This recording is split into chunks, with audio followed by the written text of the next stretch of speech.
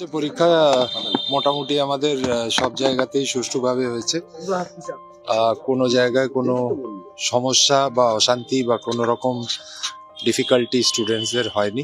সব জায়গায় সঠিক সময় প্রশ্ন পৌঁছেছে, স্টুডেন্টরা ঠিকঠাক পৌঁছেছেন, ইনভিজিলেশন ঠিকঠাক হচ্ছে। একটা বোধহয় মোবাইল ধরা পড়েছে আলিপুরদুয়ার ডিস্ট্রিক্টে ম্যাকুইলিয়াম স্কুলে, নিউ টাউন। আর কলকাতায় একটা আর বোধহয় একটা ফেক কোনো অ্যাডমিট কার্ডের ইস্যু ছিল, তো সেইটা বোধহয় হয়েছে। সেগুলো সব ধরা পড়েছে।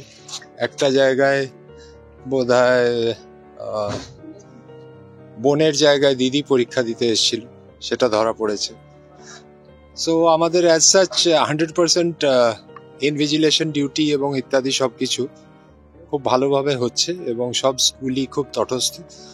বাচ্চাদের পরিষেবা দেওয়ার ক্ষেত্রে, মাধ্যমিক পরীক্ষা মেমোরেবল করার ক্ষেত্রে আমাদের যা যা করণীয় আমরা করতে পেরেছি। আমি রাজ্য প্রশাসন, জেলা প্রশাসন, মাননীয় মুখ্যমন্ত্রী, মাননীয় শিক্ষামন্ত্রী, আমাদের শিক্ষা দপ্তর সবার সাহায্য পেয়েছি। পর্ষদের তরফ থেকে আমি ব্যক্তিগতভাবে সবাইকে ধন্যবাদ জানাতে চাই। পরীক্ষা ভালোভাবে হচ্ছে, আমি আশা করব 22 তারিখ অবধি এইভাবেই চলবে।